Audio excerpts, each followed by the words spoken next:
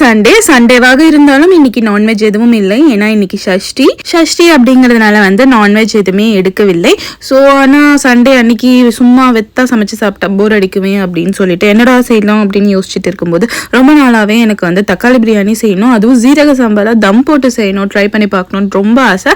அதெல்லாம் இன்னைக்கு நான் வந்து ட்ரை பண்ணியிருந்தேன். சாப்பாடு செஞ்சு முடிக்கிறதுக்கு வந்து ஒரு மணி போல் ஆயிடுச்சு. வயிறு வேற செம்மையாக பசிக்க ஆரம்பிச்சிருச்சு. இந்த ஸ்மெல் வேற வந்து மவுத் வாட்டரிங்காக இருந்துச்சு. சரி எல்லாத்தையும் கண்ட்ரோல் பண்ணிக்கிட்டு சீக்கிரமா செய்யணுமே அப்படின்னு சொல்லி கடகடன்னு செஞ்சுட்டு இருந்தேன். செஞ்சு முடிச்சதுக்கு அப்புறம் ஒரு வாய் சும்மா வச்சு பார்க்கலாமேன்னு வாயில வச்சா என் நாக்க என்னாலேயே நம்ப முடியல. டேஸ்ட் வேற லெவல்ல இருந்துச்சு. தக்காளி சாதத்தை ரெடி பண்ணிட்டு அதுக்கு சைட் டிஷ்க்கு வந்து ரைத்தா இல்லைனா எப்படின்னு சொல்லிட்டு ரைத்தா ரெடி பண்ணிட்டு இருந்தேன். எனக்கு பொட்டேட்டோ சிப்ஸ்னா ரொம்ப பிடிக்கும். எது கூட வச்சாலும் நான் சாப்பிட்டுருவேன். அதனால ரைத்தா கூட சேர்த்து பொட்டேட்டோ சிப்ஸ் வச்சு சாப்பிட்டு பார்த்து டேஸ்ட் வேற லெவல்ல இருந்துச்சு. கண்டிப்பா ட்ரை பண்ணுங்க.